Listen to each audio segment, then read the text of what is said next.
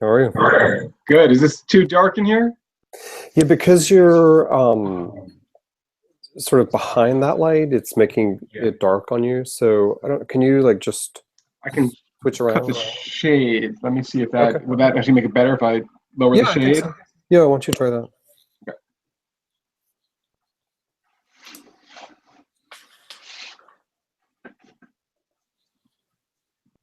Um, is that a little better? Okay. There's another light source over there. Yeah, try that light. Okay.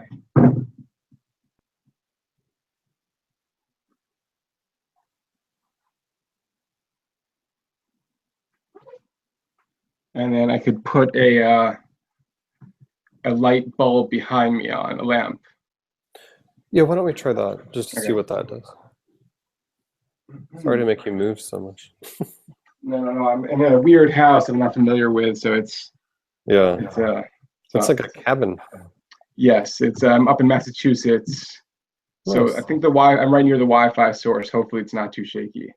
Yeah, we'll figure it out. Sometimes Okay. I mean, the Google Hangout takes a lot of Wi-Fi, so if Mhm. either of us breaks up, we can just kind of, I'll re-invite you. Okay. Um, let's actually turn that light off Okay. behind you. Sorry. And I got one here too. Okay.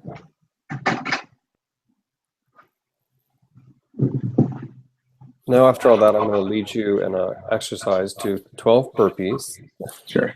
Just kidding. Um, so we'll just talk for a little bit about the new book, and so it's not live. We'll take the best parts and Mhm. get it ready for pub date. Great. Thank you. Yeah. So this book isn't coming out that long after Johnny Valentine was out. Had you been thinking about the ideas for this one for a while, or did you just write this one really quickly? Or? No, I wanted to write a campus novel for a while, and when I was 24, I wrote a very mediocre campus novel set at Harvard as well. It did not get published, fortunately, and I hope there are no copies anywhere because it's not very good. But then, some point in spring of 2013, so after Johnny Valentine came out, I ended up somehow watching this video of a young man named T.J. Lane who shot and murdered three classmates in a high school cafeteria in 2012. It's a disturbing video of his sentencing. I won't describe it in depth, but he shows zero empathy or remorse for the victims or their families. And I was sort of drawn to writing about someone like this who is sort of lacks any sort of humane empathy for others, but not in such a almost cartoonishly monstrous version as he appears in that video. And at some point later, I decided this could be an interesting way to write a campus novel is through the perspective of someone on this sort of spectrum. Again, not as far gone as someone who shoots multiple people in the cafeteria, but someone who has some of these antisocial or sociopathic tendencies. And so, what was it like? I mean, you're writing in first person here, so what was it like spending time inside of David's personality? Yeah. Not as pleasant as my first two books, which had much more lovable, if for the second one, slightly more flawed characters. Whereas with those two previous narrators, it was sort of a joy to be in their heads. And with David, it was a little, icky, a little icy. Um, as a reading experience, it's a short novel. It's about 200 pages, so I think you can read it in a few hours. I spent 2.5 years writing it, so I had much more an extended marination in David's brain. I wouldn't recommend it. There's something not very pleasant about spending that much time in the mind of someone who, again, I think is not an outright monster. Where it almost made it worse that has enough human qualities that he, at least to me, seems real, and yet holds attitudes and commits actions that are so horrendous. Yeah, because yeah, I mean, he is kind of heartless, but it's a sign of success that the reader still kind of roots for him in a strange way. Yeah, I was struggling with how much to make him sympathetic or relatable. And I remember my editor and I were discussing this and going back and forth about this. And I felt to make him sympathetic at all would be to almost excuse his actions to some extent.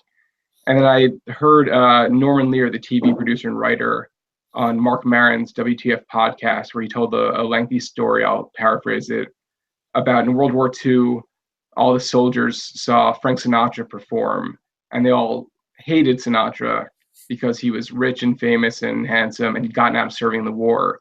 But before he performed, Sinatra did this bit in which someone was meant to introduce him, started picking on a GI off on the side who was sweeping up or something, and started slapping him around. And they all felt so bad for this GI, and turned out it was Sinatra. It was sort of a comedy performance without their knowing. And they were suddenly ready to love Sinatra. And Norman Lear's advice was, if you're going to write an Archie Bunker, which he created All in the Family, you have to make him relatable somehow. He can still be a bigot or nasty, but if you show something relatable, in Archie Bunker's case, he's trying to provide for his family. In David's case, he's an insecure freshman trying to find his footing just in some of the worst ways possible. That's the only way to draw a reader or an audience member in. Mm-hmm. And because this novel is going to arrive at a moment when sort of class politics, I mean, first of all, Americans are more aware of class politics, I think, than certainly in recent history. And those politics are more testy. I mean, this novel could be read as sort of just a commentary on class politics in America, but it wouldn't have to be. I mean, do you anticipate that readers will take it that way, as sort of this commentary on class politics? Yeah, I think probably my guess is people focus more on the gender politics, but class was always foremost in my mind when writing it as well. That David, who comes from cushy suburban professional background, will never want for anything in any real way, still sees this 1% in the current parlance, sees Veronica as a representative of this elite upper echelon, which he wants access to.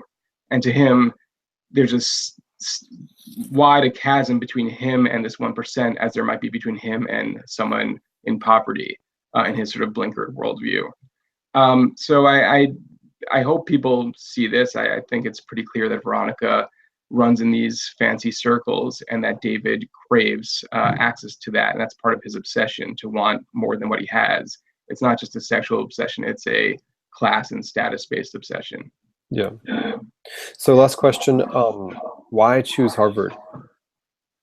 I went there so it was easy in that regard, but also if David craves status and is ambitious and wants name recognition for himself, Harvard's the place people go to for name recognition. Not to take anything away from the school, it has other admirable qualities, but a large percentage of the reason people go there is because of its name, and not necessarily because they think they'll get the best education there or they'll have the best time there. So David, who chases after the gold ring always, anything other than Harvard would be a disappointment for him. Yeah.